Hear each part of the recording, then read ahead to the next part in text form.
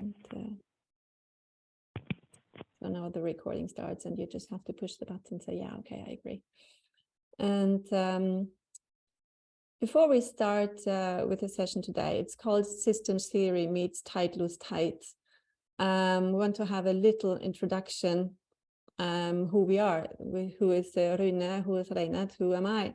And so because I will guide through this meetup today, I will just pass the ball over to Rune. Do you want to introduce yourself? Sure. My name is Rune. I've been working with Tight, Loose, Tight for, well, I guess it's almost over 10 years.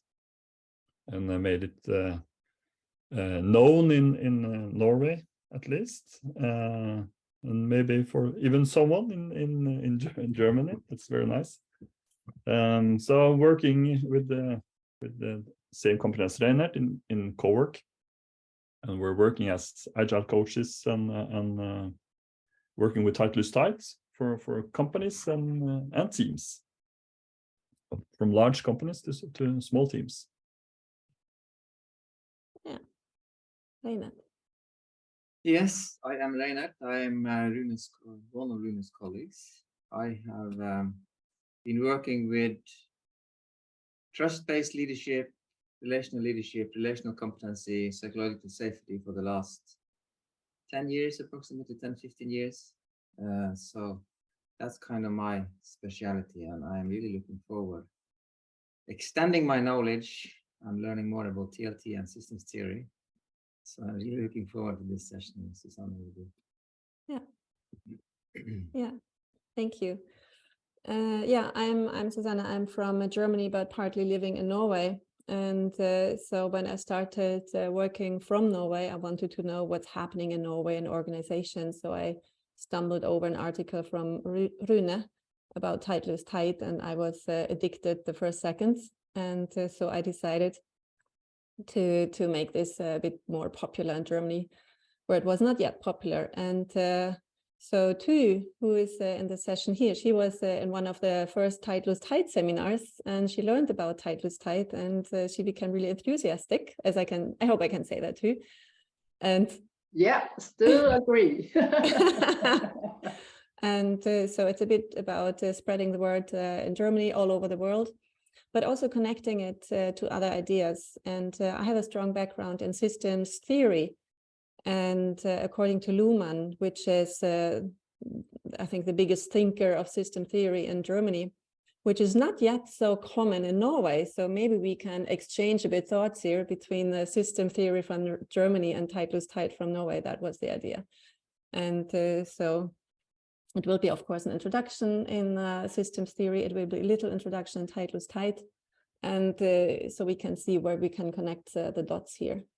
But before we start, can you show me your physical or virtual hands? Who of you know about Tight, Loose, Tight? I know Tu does, but who else? Thea, you know that? And Arne, so yeah. So it's not so many. Yeah. And who of you have heard of system theory according to Luhmann? Tu. Yeah, Johannes, of course. Maria, Jesper. Okay, wow, that's even more. That's amazing. So feel free to discuss thoughts with me. And Johannes, I know we have met in the same seminars. So, yeah. So you will just repeat the basics with me. And yeah, I will be happy to start the session. I will share my screen. So I prepared a little bit of slides so to guide you through this. Okay, now I should be able to see my screen. And yeah, so we'll talk a bit about system theory according to Luhmann. So Luhmann was a German who kind of invented his thoughts on systems theory. We're not going to deep dive into it, which is all too complicated. But just to catch some basics and where we see the connection to Tight, Loose, Tight, that would be interesting. So the first of all, I will ask you questions. And it might sound weird, but it's important. So if you do like to play games, like video games or board games, just let me know what kind of games those are. And whenever you go to a music concert, what kind of music is it? Is it hip hop? Is it classic? Is it metal? Is it rap? Is it opera? Just let me know in the chat, because we will use those things later on. You will see where I'm guiding you. So I'm really curious about the answers.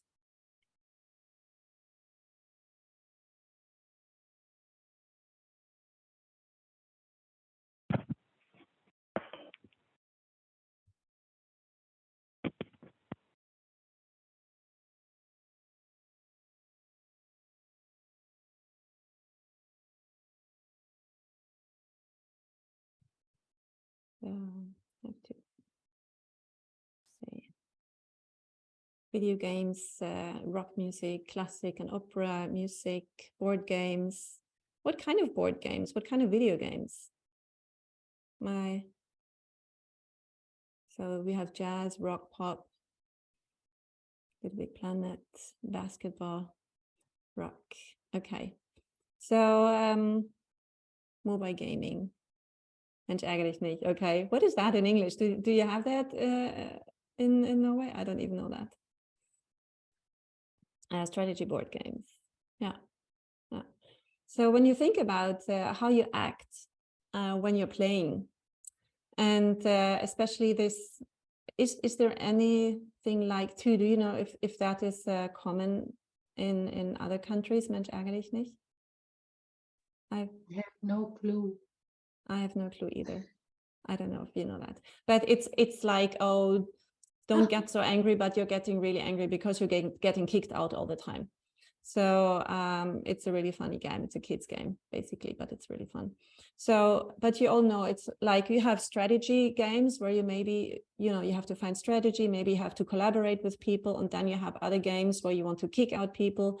Then you have maybe like Monopoly, where you want that other people go bankrupt, and you're really, really happy when they get bankrupt, right? And so your behavior in those games kind of change. In some games you collaborate, in some games you want to destroy sort of other people. And when you talk about video games, we have the ego shooters, where it's a lot about shooting people and killing people. But there we also have strategy games where you have to collaborate with other players. So it depends a bit on the game, how you behave in the game. Yeah, if you collaborate or if you want to be a bit destructive to win. But of course, it's always about winning. Same with concerts. So if you go to, we have here the Cure concert, and you might behave a bit different than if you want to go to a rock concert, or if you want to go to a singer-songwriter concert. And I also see opera here. So your behavior in those concerts is also a bit different.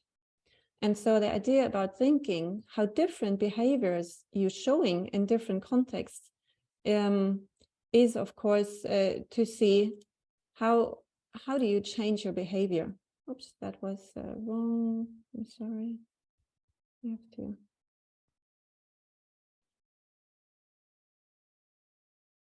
It's still wrong. Wait a minute. So I have to close the other windows. It's all too much. Oh my God. So one more thing.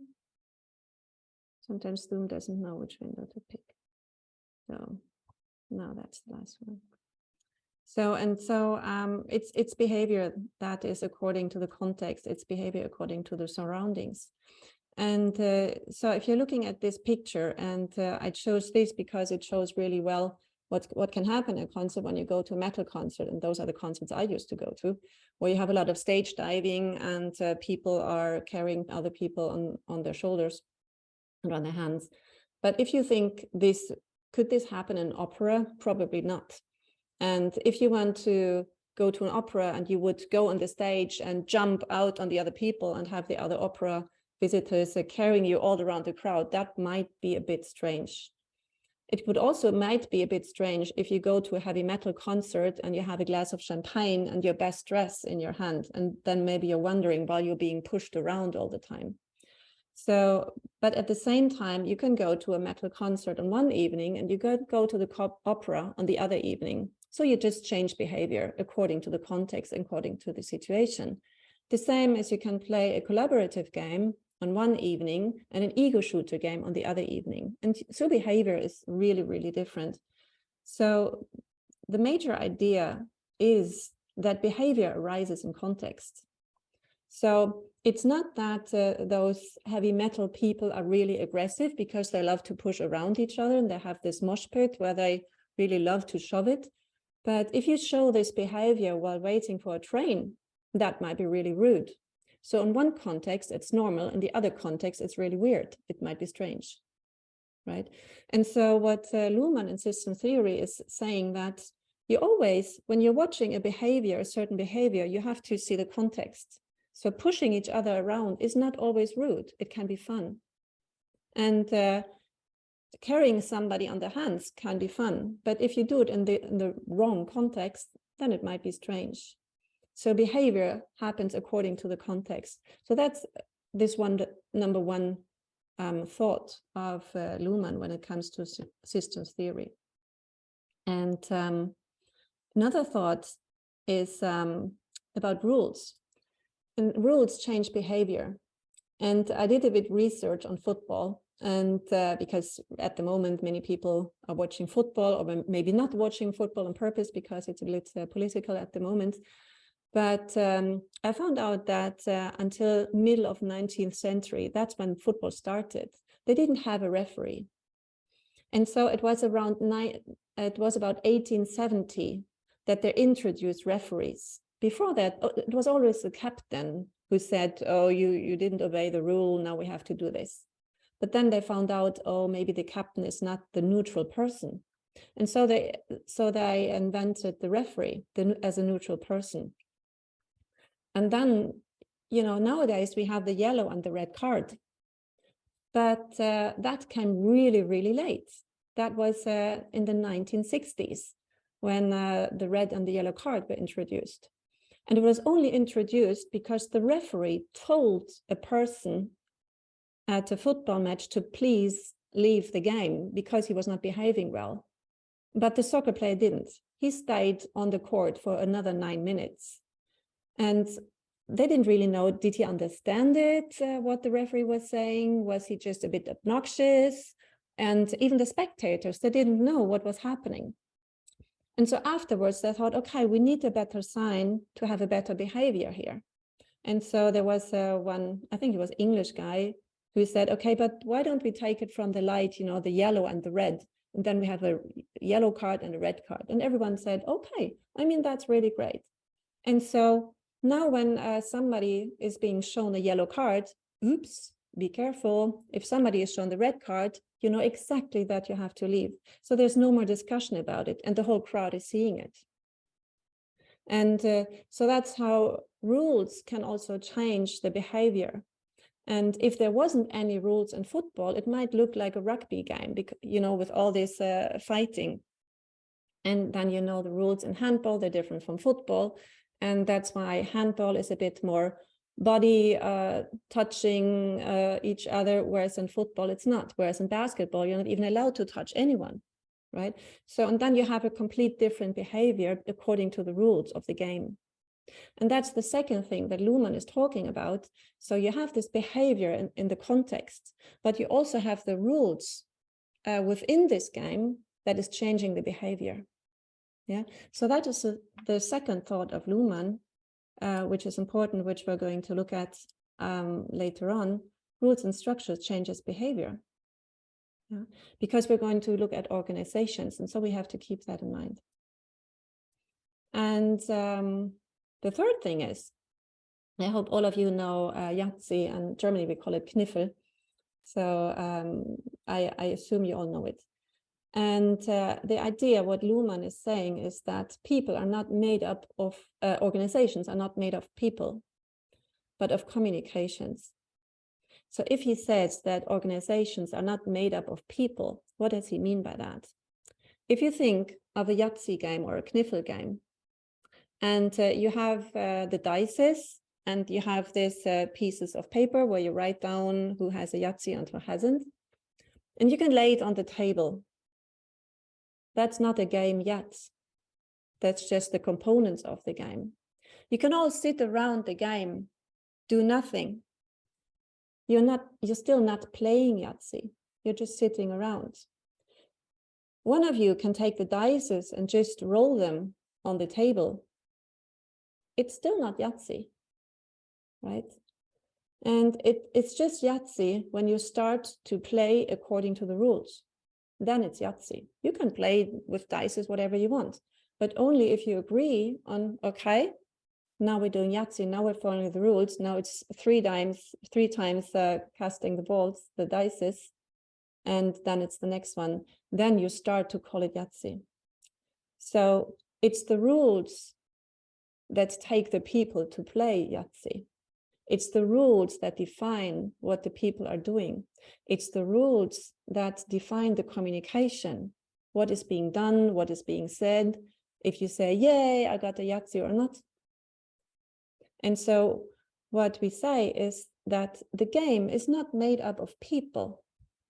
It's made up of the interactions between the people. It's made of the communications between the people. The people are not the game. The rules are not the game, but the rules take the people to play it. So that is the other thing that Luhmann is saying. So the game uses the people to be played. The organization uses the people, the employees, to be played. So we have those three ideas of Luhmann, which is context, behavior is according to the context, rules change behavior, and an organization is not made up of people. And to me, those are the three major rules from Niklas Luhmann when we're looking at organizations. That was a bit of thrown in theory. Are there any questions so far? I don't know if I was rushing through it too fast. Could you follow me? Yeah, does it make sense? Yes, means thumbs up. Okay. So, and that's why when it comes, when we're looking at organizations and we're looking at people, then if we follow systems theory, then we can find some conclusions of how we're dealing with situations and thoughts. And so that is the idea of the organization, and the people are around the organization, and they just throw in their communications. So the interactions are happening within the organization, but the people are not part of the organization, they're outside. They're just throwing in their communications. Yeah? So that's the picture we are looking at when we look at organizations. And Johannes, correct me if I say something wrong, but I think so far I get it.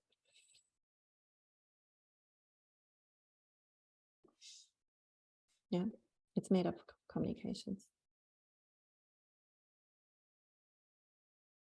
And so when we're looking at organizations, we can see conflicts happening. And then we always think, oh my God, why do they fight? So if Rune and Reinert, who are working both at co-work, and if they start discussing, I could also say, oh, come on, be nice to each other, just shake hands. Maybe you need a feedback training. Maybe you need a bit nonviolent communication, which is always helpful. But if we're thinking about the concept that they are not part of the organization, just the communication, if we think about that, it's the context that shapes the behavior. And if we think about how the rules also influence the behavior, then we can also start to think, and so then we can also think about, well, maybe it's not about them personally. Maybe there is some structure, maybe there is some process, maybe there's something in the organization that can be solved, which leads to a better behavior, which leads to the behavior that we want. And I have this orange here. And maybe you all know this story about the fight of the little girls because of the orange. Have you heard of that before? Elena, you do? No. Okay. There's two little girls and they're fighting. I want to have the orange. No, I want to have the orange. No, me, no, me, no, me. And so what the mother is doing, she said, okay, stop fighting, girls. She just cuts it in two. And so every girl gets half of an orange. So the mother thinks, okay, now there's peace in the house, but it isn't. Both are crying. So then she's asking, well, why are you crying? And so the one said, yeah, Mom, I wanted to have the peel to make a cake. And the other said, yeah, but I wanted to have a juice to drink. I'm thirsty. So the fight about the orange was just using it in a different way. Yeah. So cutting it in half was not the best solution. Asking what you need it for and what are you fighting about would have been better. Yeah. And so that can also happen in organizations. And I was working in a digital agency for a long time. And we always had the conflict between the sales department and the development department. Because the sales department, they were selling projects to the clients, of course, that was the job. And the development department, they had to deal with the project and had to finish them in time and in quality. That was their job. But the sales person just shoved in projects that we couldn't do in time and we couldn't do it in quality because he was selling deadlines we couldn't hold. He was selling things we couldn't do, we have never done before. The price was too low. And so we really struggled hard. So it came to the point that nobody really liked the sales guy. But the conflict was not between us and the sales guy. The sales guy did exactly what he should do because he was getting a bonus for it. He was getting a bonus for selling his projects. And so he didn't care too much about what he sold. He just wanted to have as much as possible. So he was following his rule, sell as much as possible. Whereas the development department followed the rule, make it in time and in quality, but they couldn't. And so this conflict came up. And so when you look at conflicts from the perspective of the systems theory, I'm going to talk about that later. Then you can also always say there's always a sense and a nonsense. So you have this really strange behavior and this really nonsense behavior, but you can also find really good reasons behind that behavior. What is causing the behavior? The bonus from the sales guy, the pressure in the development department, the wish for the peel from this one girl, the wish for the juice from the other girl. And one example I have here, which I came across when I was researching on these football things. We had this, there was this one game, it was in 1994. You can look it up, it's so funny. There was the golden goal. You know, the golden goal was established and took away because it didn't make any sense. But in this one Caribbean Cup, they decided that the golden goal scored twice. And so there was two teams. It was Barbados versus Grenada.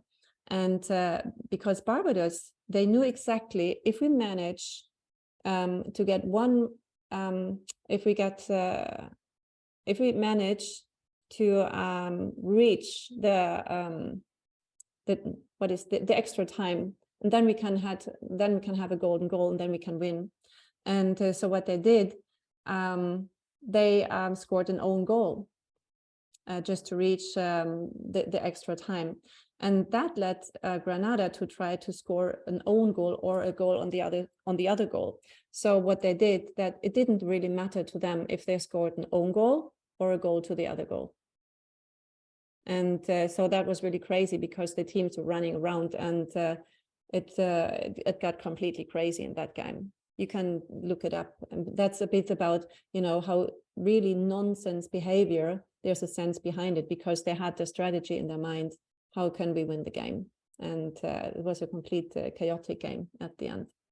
There was a lot of nonsense in it, but it made sense to the teams. It's really fun to read about it. Okay. So there's always sense and nonsense if you look really deep into it. So we have come so far. We have come across the rules of Niklas Luhmann. and we have come across different kinds of behavior and experiences about that. And I would love you to exchange some thoughts about it. So if you're looking at the questions, and I will just put you in breakouts where you can discuss it. Maybe you have experienced where behavior has changed after rules have been changed, or maybe you have observed nonsense behavior and you want to discuss, is there any sense behind it? And maybe we can find some structures or processes within the company or within the team that can guide you to some really new explanations. Or maybe you have even other questions you want to discuss on. Yeah. And I want to put you in breakout rooms for 15 minutes. And do you have any questions so far?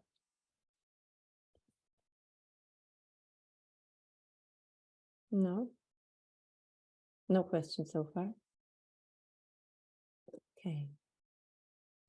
So then I will pause. Going back in again. So nice. That was exciting. That was exciting. Henning, share some ideas, some thoughts, some experiences. Tell us. Rune explained a bit about tied or loose, tied, loose. And as I come from an agile background too, an agile coach background too, I found that fascinating because I wanted to know how actually they sell that to efficiency-driven people who prefer producing something that's useless but efficiently done instead of something that's effective and has a use in a context. Yeah, using your words is context-driven and purpose-driven. And we were just about this because we all had examples of nonsense behavior or nonsense things and found something behind it. That was fun. It was very quick. Yeah, that's nice. So you hijacked the breakout, Rune. We Well asked done. them to. Well done. Yeah. Yeah, I was asked to do. They forced me to. Yeah. Yeah. So what happened in room number 3? It was Johannes. You were an expert on system theory anyway. I know that. Reinhard and too. What was happening there? Yeah, we talked a little bit about private situations with games. We played with the family, and also in working situations and how like teams behave with some rules, and when it's nonsense, but for them it makes sense to behave that way. Yeah. And I think the most interesting end of our discussion is that Reinhard actually nailed it, saying, what you guys are sharing is common sense, right? Nothing new. And I said, yeah, exactly. It's nothing like rocket science. It's kind of common sense, but common sense could also be different from person to person. So that's where we get together again, if we talk further about the systemic theory, right? Yeah. Yeah. Yeah. Thank you. And the room where Arne, Caroline, Eli, and Yasmin were, are there any thoughts you want to share? Any experiences? We had an interesting example of a classical specialist, extremely skilled, going to management, which didn't pan out especially successful. And we discussed a bit about measurement and the way measurements drive behaviors in people, and a short discussion at the end about changing practices and change management. Yeah. Yeah. Yeah. Feel free to add to that, the other guys.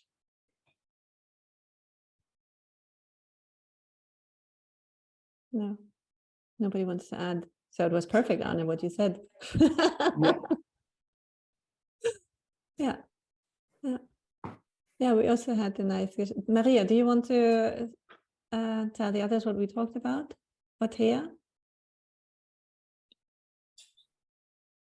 Thea, would you like to start?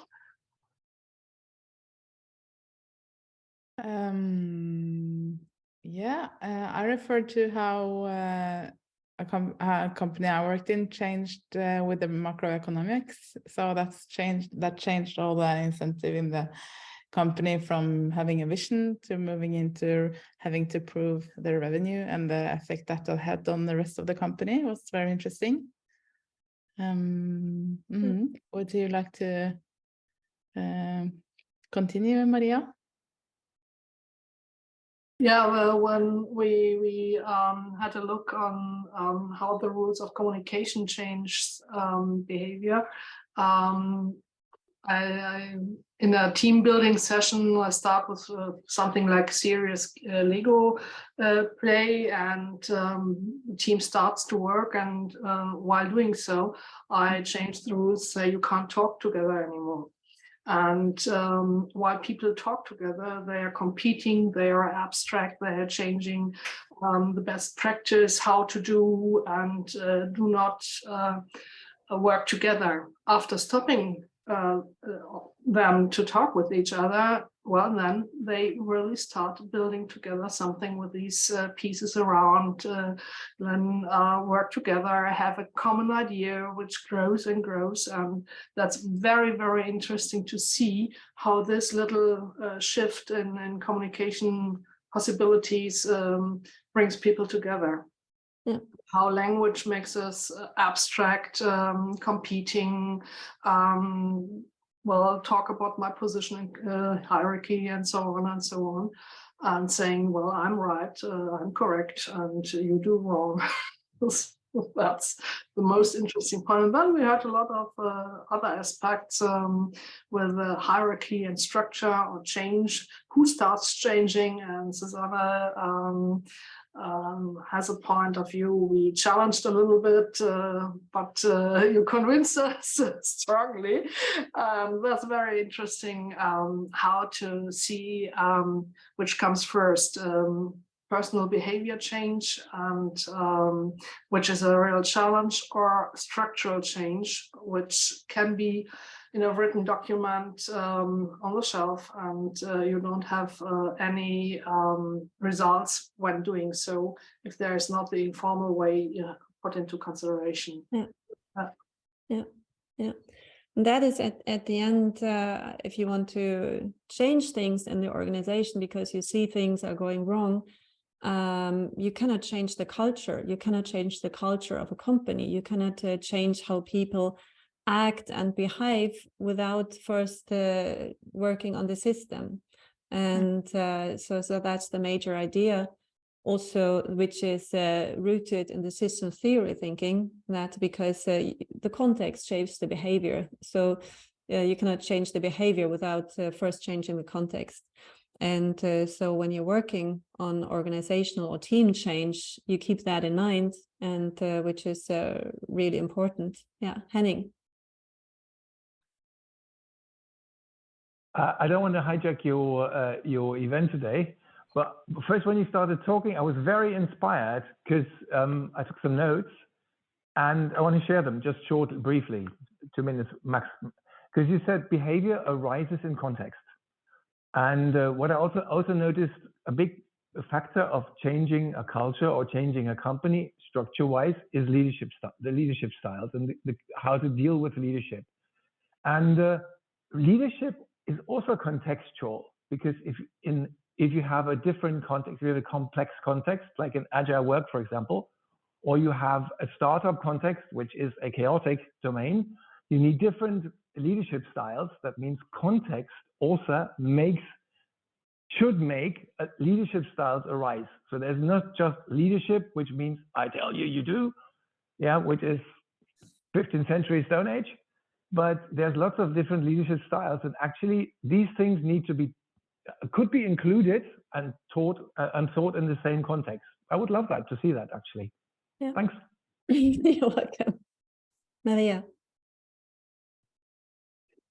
Well, if I find my micro. Well, the key question, what comes to my mind is, after hearing what you've said, is leadership anything else than communication with a certain purpose?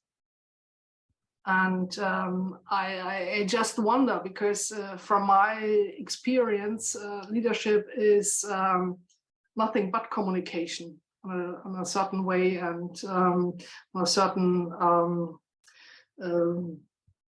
manner how to bring a team to work. Yeah, that's also an interesting point. Before we go into this, I would love to continue a bit, because we want to talk a bit about tightless tight and then put it together, and maybe there will be some new ideas about that as well, and then we can do that. Is that okay for you? Yeah, because that was the idea of the evening. Otherwise, we end up, there are so many rabbit holes and discussions, and I really love that. I love rabbit holes and to dive into every rabbit hole that comes along. But I have to keep an eye on this as well. So,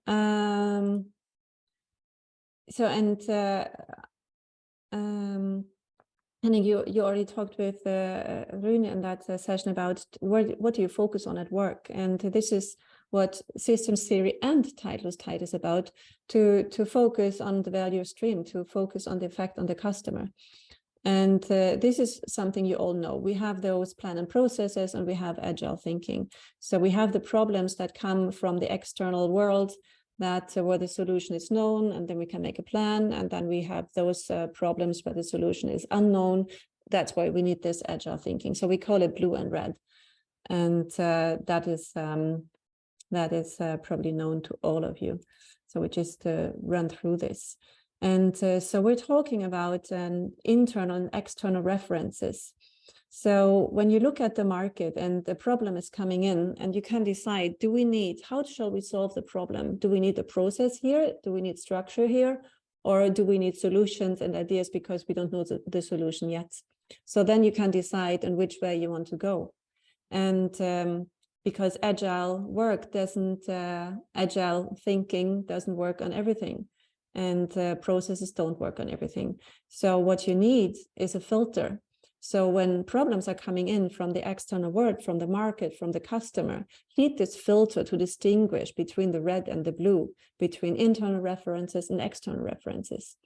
And so what you want in an organization, to mostly focus on external references, to mostly focus on what the customer wants, to mostly focus what is good for the market, for the value stream, for the organization. So you want to have as little as needed from the internal references. So what you want to have less with is the checklist, methods, instructions, bonus systems. Those are all internal references. And this is what people focus on, and then they don't focus on the value stream, right? So you want to reduce on that. And this goes really along with the tightless tight. And so now I hope, because Rune is here, that he agrees. And if not, we have a wonderful discussion. As Rune, who developed tightless tight. And it's always funny to, now I have to talk about tightless tight, and Rune is sitting here and listening. So what is she saying now? That were really funny. And so tightless tight is about the why and how and the what. So the first tight when it comes to agile leadership is because we're having red problems now. So we're having problems that we don't have a solution for yet. So we need ideas. So we need an agile team. So we need an agile thinking. And so if you communicate the purpose and the vision, if you communicate and share the customer stories and the strategy and the value for the customer, the value for the organization, then you can let the team do whatever needs to be done to follow that goal. But afterwards, you have to check the effect. And this is something, I think this is what Henning, you meant, the checking on the effect of, did we really have an effect on the customer? Did we really have an effect on the value stream? Because this is so often forgotten. You have the purpose, you have the strategy, and then you just work, but you never check up on it. So we need this last tight, and to really be specific here, to review on the effects, and is the what connected to the why, and then get this learning curve, which is tightless tight all about. Be clear here on where you want to go, do whatever is needed, yeah, and then check on the effect. This is in a few words what tight loose tight is about. Rune, raise your hand if I was completely wrong. You approved by the master. And so you focus on the external references, and this is your major focus in the organization. You don't want to focus on methods. You don't want to focus on bonus systems. You don't want to focus on too many rules, right? You want to focus on what's good for the customer, what's good for us as the company, what's good for the value stream. How can we survive as a company? That is important, and not, oh, I still have this checklist, I have this feedback meeting, I have to do this meeting, I have to do this meeting. And we are, in many organizations, we are so stuck with internal references that we cannot focus on the first tight because we're just too busy to do other things, but we don't do real work. And so when we talk about work, we're talking about busy work. Yeah, I'm busy. But you're not really working. It's a lot of bullshit that you guys are doing out there. And so we're talking about real work. And so then you let the team find ideas and solutions, and then you check the effect. And that's all what tight loose tight is about. And if you follow that thought, you know exactly where you're standing at. And even though it's just 3 words, there's a lot of magic in it. And so when you see that the effect is not what you want to reach, and the effect is not what you want to get, and the effect is not good for the market, not good for the customer, then you know exactly that your first tight wasn't accurate enough. So it's not the failure of the team, it's where you focus on.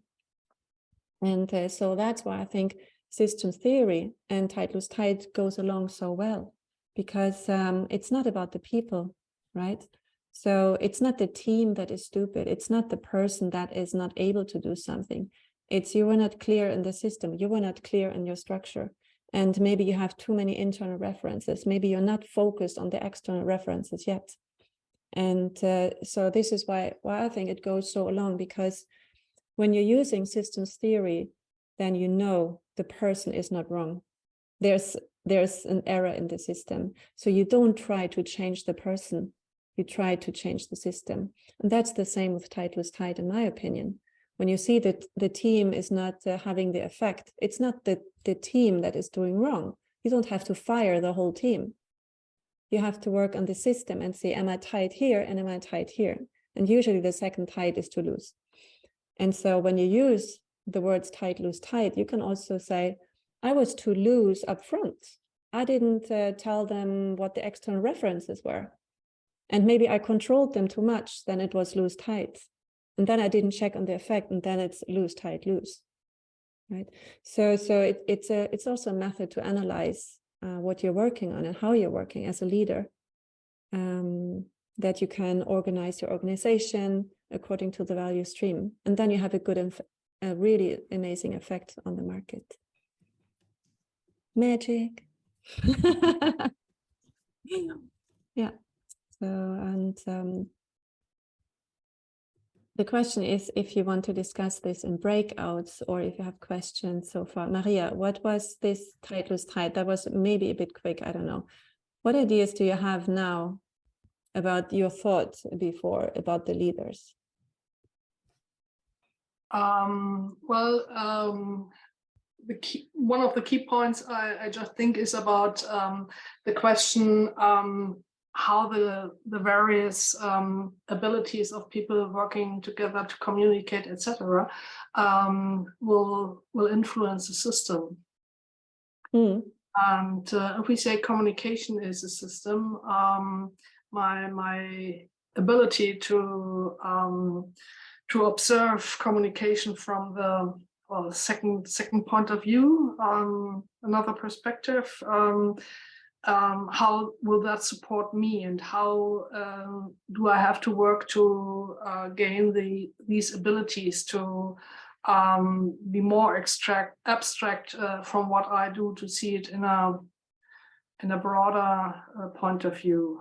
Yeah, but if you talk about communication, you can also check the effect, and that's the effect of your communication. And So it's the one thing is how I communicate, and the other thing is what I communicate. Right. I'm absolutely with you. And the key question is how I make myself sure that I understand what the person listening got, and if I don't listen again, and if I just go on talking, and if I don't have enough capacity to listen to. Yeah, and then it's about briefing and debriefing, and when we talk about that, right? Yeah. But may I continue on that? Can you hear me, Susanne? Yeah. Okay, Hands good. up. Go good. for it. Very well. But if the people lack some skills, is it the system or the people? If the people lack skills on how to communicate, do you change the system or do you change the people? I'm not changing the people. You can offer training, but you're not changing the people. You're not changing the attitude. You're not saying you have the wrong mindset. You can offer a training in nonviolent communication, but you're not changing someone. You're not telling someone that is wrong. The differences are quite subtle here, but okay. Thank you. But there's of course people need training. Of course people need skills. But there's a difference if I tell the team that they're wrong, or if I tell a whole company, oh, before we start with this agile working, everyone has to change their mindset. Oh no, my team is not. They're not adult enough. I don't think they can take any responsibility. No. First, I have to a responsibility training before I allow them to take responsibility, and that is wrong. Because they cannot take responsibility because there is no room for responsibility. Does it make sense, Lena? Yeah? Yeah. Any other questions or comments? No. Then, because communication is always better with less people, I will organize breakouts again, but 3 rooms then, Susanne. Not 4 rooms this time, 3? No, it's less. Yeah, it's yeah, we make it 3 rooms and 10 minutes. Could you repeat the questions, please? Yes, of course. Just a minute. I will show it again. And so, how can you use the idea of external references to change maybe your own leadership? Maybe you find some ideas, oh, maybe I wasn't clear enough here. Or if you use tight, loose, tight, you've been working with tight, loose, tight, some of you do, then maybe you get some ideas how you can connect tight, loose, tight with the thoughts of systems theory. And maybe you start to introduce tight, loose, tight just by being a bit more clear on the first and the last tight. So just exchange some thoughts of it, and whoever is lucky to be in the same room with Rune, you can ask as many questions as you want.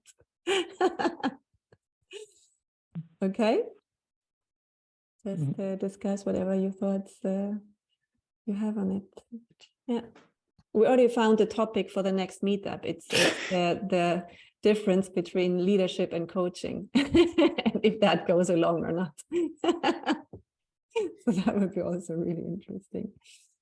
So what I want to share with you before we go into the last ideas, sharing ideas, I'm going to put you 2 links in the chat, which is about our seminars that is starting in January about tight, loose, tight. So if you're interested in to become a tight, loose, tight practitioner and you want to join us on that road, feel free to click one of the links. The first link is then you will read everything in Norwegian. The second link, then you will read everything in English, but it's the same course. So, and we will start together in Oslo. So if you want to travel to Norway once in a lifetime, that's your chance. And it's even tax deducted because it's a seminar. Henning. Will you have the link in the meetup information and the follow-up information too, or is it just here in the chat?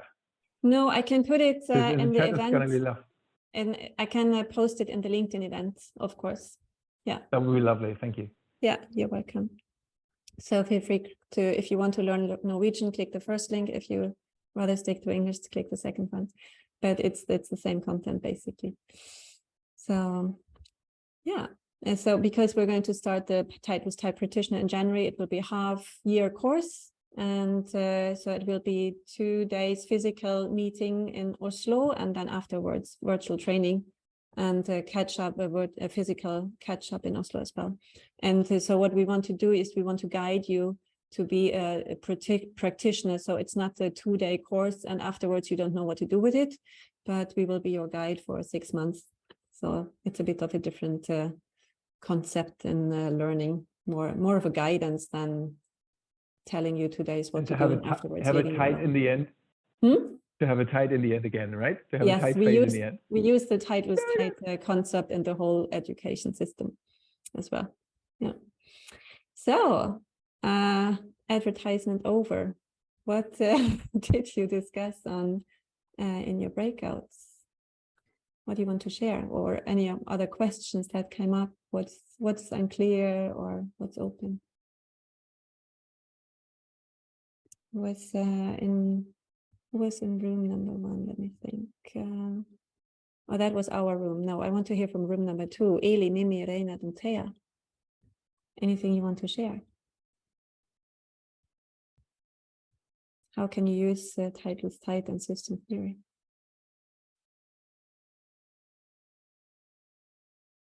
Not everyone at the same time.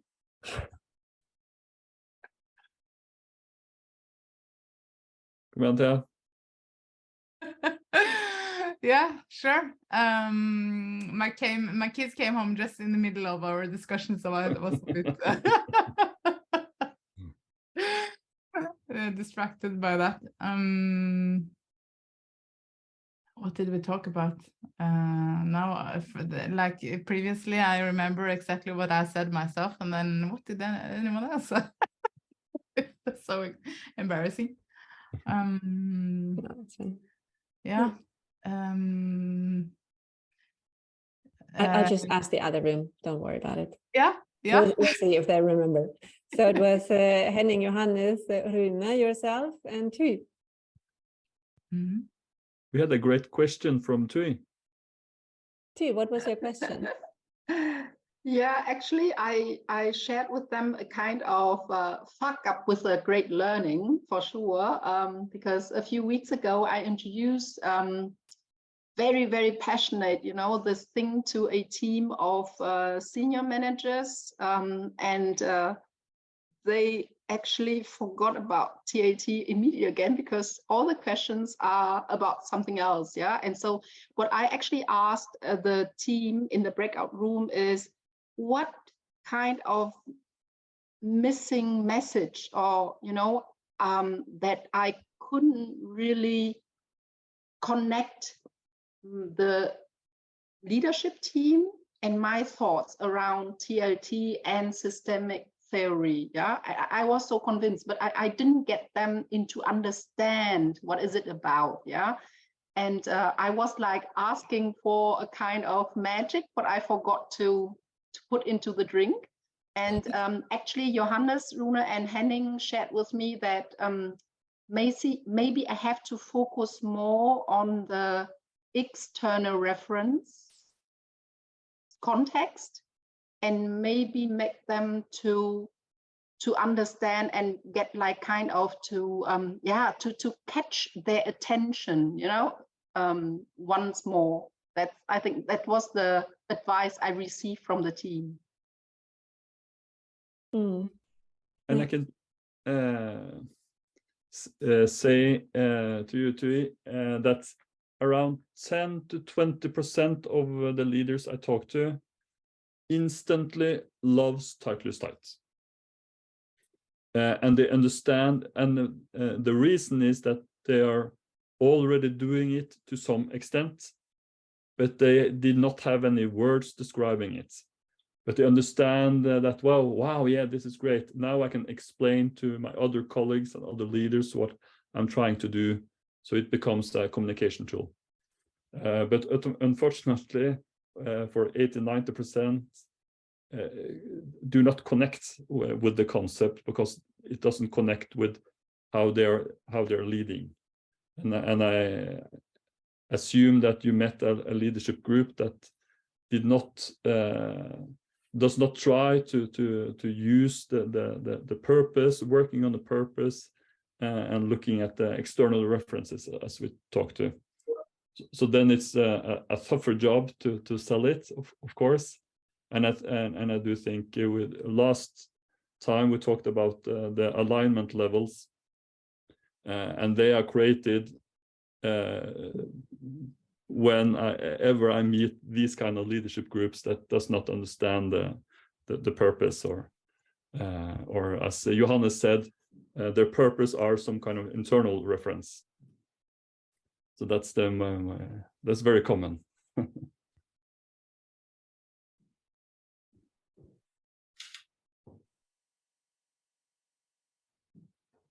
But do you have another chance to talk to them?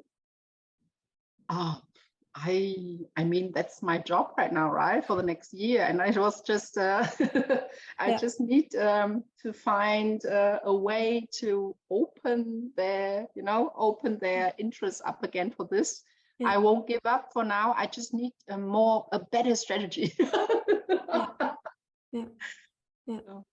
But listen to the discussion and try to find out, are they more into internal or external references and discussions? Yeah, I think it's a mixture as usual, right? And the thing is, yeah, I'm sure anything you guys said has something, some truth in there. It's just they are very senior and they are very academic, yeah. And I think that's the way I need to find a language, yeah, and to connect my passion and my belief with their thinking. I think that's something I'm looking for. Good luck. Yeah, definitely. Thanks.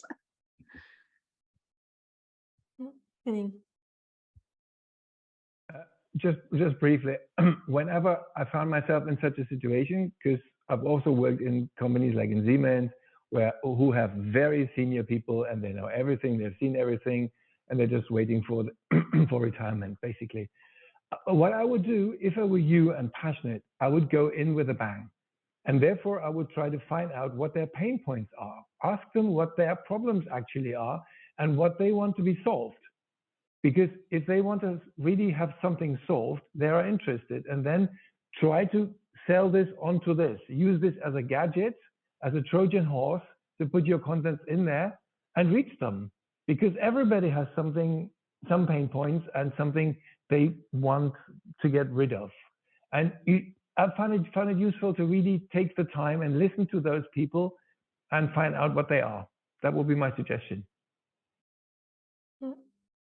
Yeah, I agree to understand their problems and then see where tight, loose, tight and systems theory can connect to their problems and structure your communication according to that. Good luck to you. Let us know. I will keep you posted. Thanks a lot for all the hints and impulses. I'm sure I will reuse them in a way. Thanks a lot. Yeah. Any other comments or questions or what takeaways from today? What is the major? We're a bit over time. Maybe you have another 5 minutes. I don't know. What's your major takeaway from today? Henning, what's your major takeaway from today? Actually, something that I'm so bad with names. One of the guys in our last group, the young guy with less hair than I have. Johannes. Johannes, thank you. What you said, that there are different kind of whys when you want to really focus on a why. There's whys within the structure. Why do we do this? Why do we have this process and so on? Why do we find this useful? And then there's the external whys. What does the customer want? Why do they want that? That I had slipped away a bit in my mind, and I'm very grateful for reminding me of that. And I find the method very, very thrilling, to be honest. It's really good. Focus, open, focus. I like that. Yeah. Johannes, what was your takeaway? You're already an expert on systems theory anyway. So. It was nice. Last time you also offered this Vortrag. Wie sagt man Vortrag? Presentation from Zeitluskeit, and now combined with systemic theory, it was very nice. And yes, Henning said to see that the why should be an external why, and often, like in my company, it's we're focused on an internal why, and so the impact is not so big. The customers are not so satisfied, and to get the teams and the leaders to have that outside view. Yeah, that was nice. Thank you. Yeah. Okay. Who else wants to share thoughts, takeaways? Who else wants to say something? I will forever be grateful to Mimi. She actually praised our language, and I appreciate that a lot. Thank you, Mimi. Okay. We thought everyone was speaking Norwegian, and then we started speaking Norwegian. So I was listening to music for a while, which is it's a great experience. So that's a funny one. Yeah, Mimi, but what's your other takeaway other than Norwegian is really amazing language? well, I guess it connects me to, kind of the business I'm in, or the organization that that workforce serves. It's it's a restaurant company, so it's actually need to be intently focused on the customer. We're very, very close to the customer, but it's so easy, like you said, in our day-to-day, we become very busy in doing and checking out all the boxes, right? And you have a full schedule, but at the end of the day, you ask yourself, what's the real impact on everything that we do? Even though we create a happier, more engaged workforce, but what does it do actually what's the impact actually on the customer? So that needs to really go above, go one step further, especially for people in, I lead the people in the learning team, right? A lot of time, you're internally focused, or workforce developed. Are they happy? Are they this? Are they that? How's their culture?